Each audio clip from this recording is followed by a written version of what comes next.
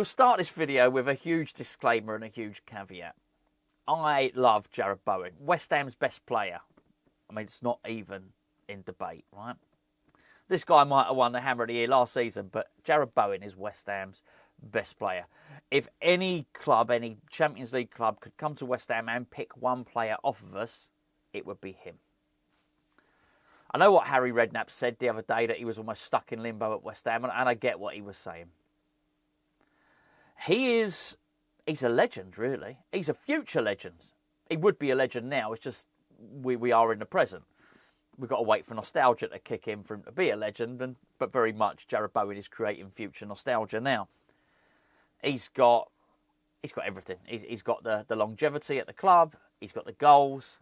Most importantly, he's got the medal. Not only that, he's got the game-winning goal that earned this club the first trophy in 43 years.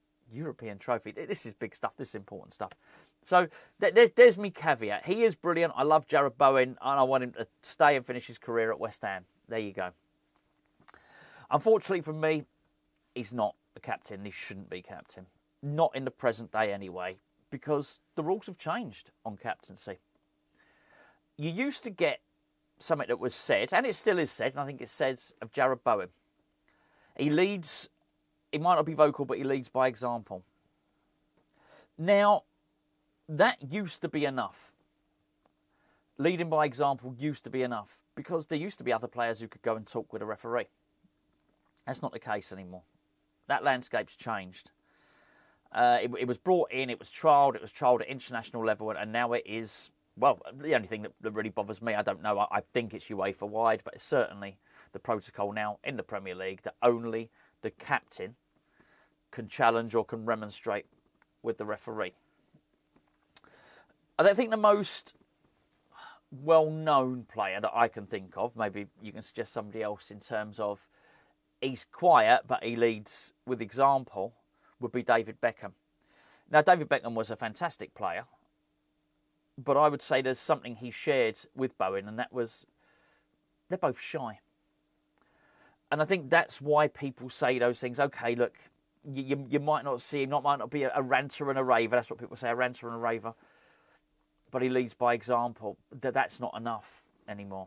See, the thing is with Beckham, he'd do the stuff on the football pitch, absolutely brilliant. And yes, would players follow his example? Okay, yeah, they would.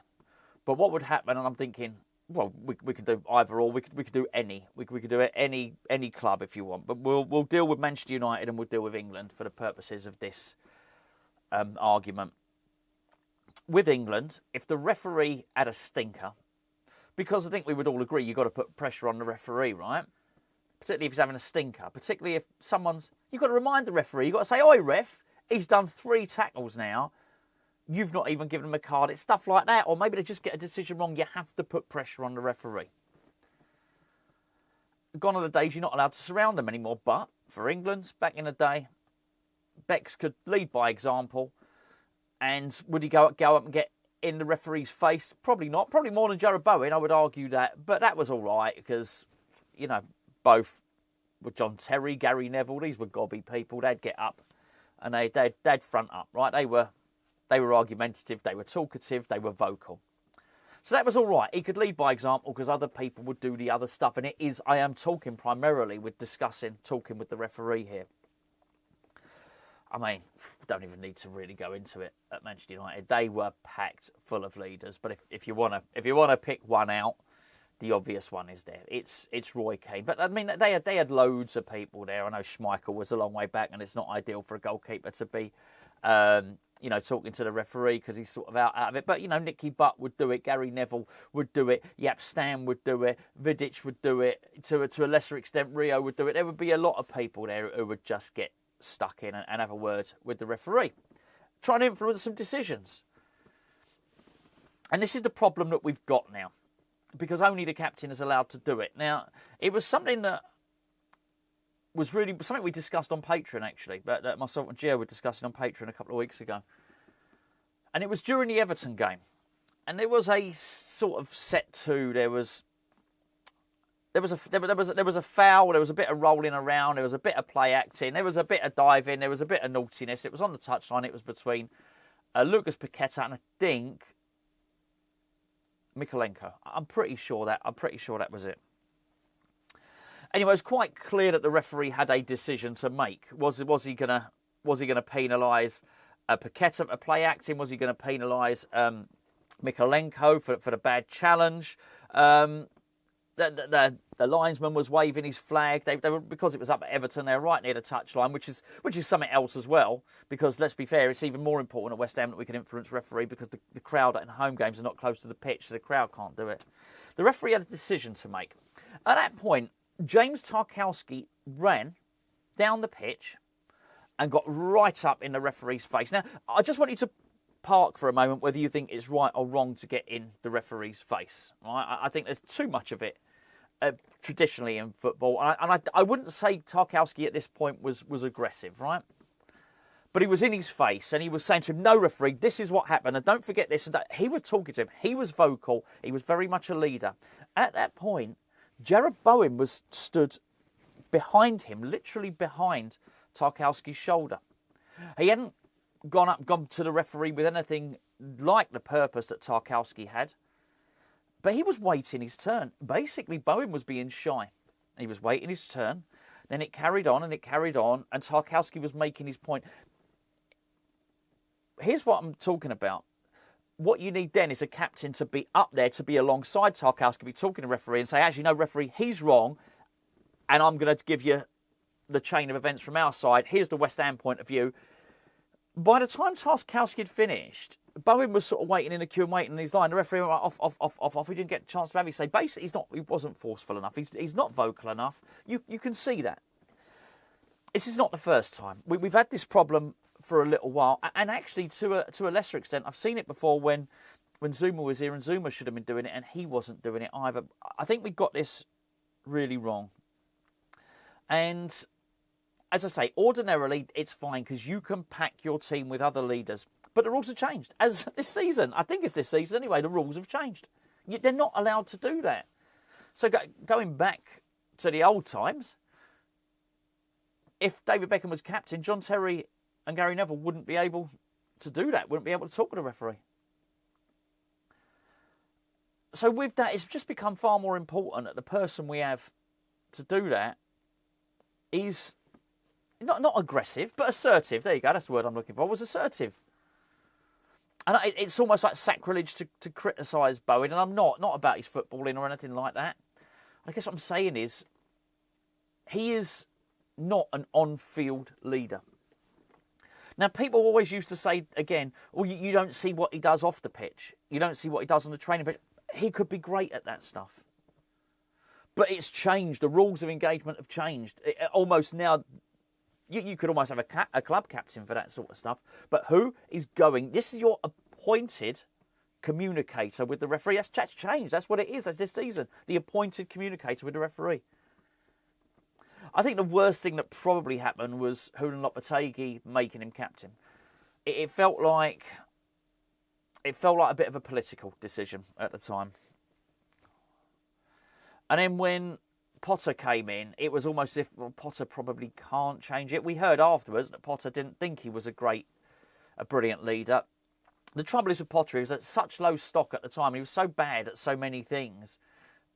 That was thrown out, as it was dismissed as a conversation as well. Well, Potter's crap. He's our worst permanent manager in West Ham's history. He's got so much else wrong. Why wouldn't he be wrong about that? Oh, that's convenient that the moment he leaves, that's being said.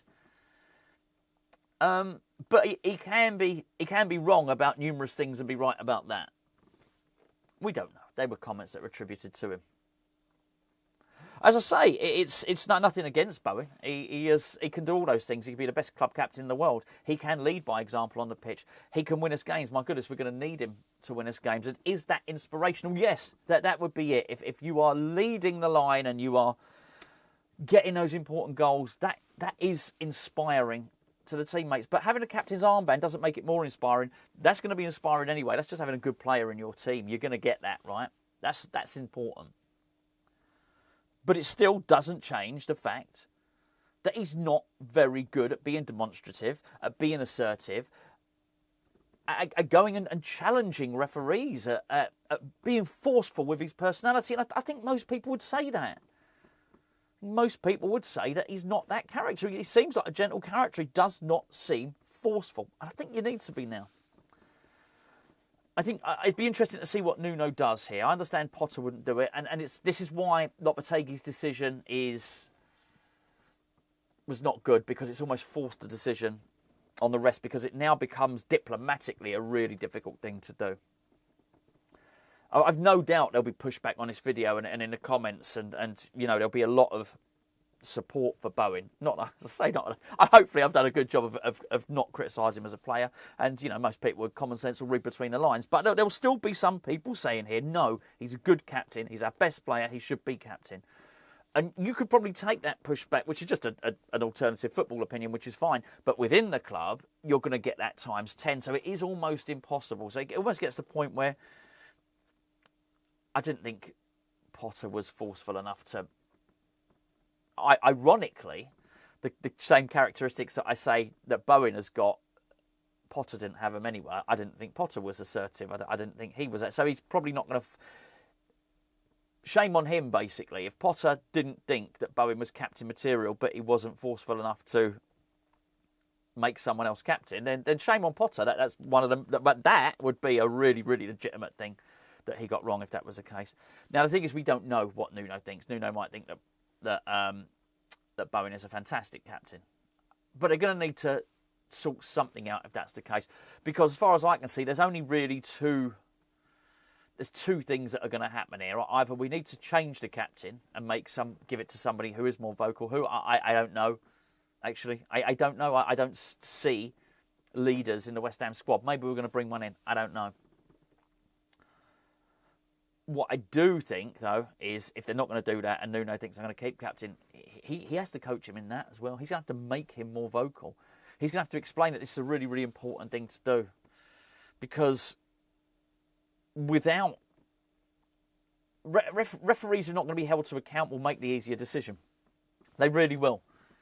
If you've got someone up in your face and complaining about every decision you make, and then you've got Bowen who's politely waiting in line and to have his say, you can just do that. No, go. And just pressure builds, right? I don't know. I'll be interested to know what you think. Somebody asked, I asked a few days ago to give me some ideas for videos. I thought this was a good one. It's something that I wanted to discuss anyway. I'm going to try and phrase it as politely as I can, not to make it sort of clickbaity, like get rid of Bowen. I'm not saying that. You know what I'm saying. Brilliant player, but I do think West Ham would feel the benefit. I think we feel the benefit if we brought in more leaders. I think we need to be more vocal anyway. But I do think if that happens, I think politically it's a really tough thing to do. And if I'm honest, I'm not even sure I'd have the bollocks to do it, quite frankly. To go into West Ham as manager and say to the best player and the figurehead of the club and possibly the most popular guy there as well, or you, I wouldn't say you. You'd try and have a quiet word, but you can have the quiet word, but the moment it's released to the press, you're going to have to field all that stuff as well. So I just think it's just... Lopetegui made a really sticky wicket for anyone and everyone. Anyway, there you go. Let me know what you think in the comments below.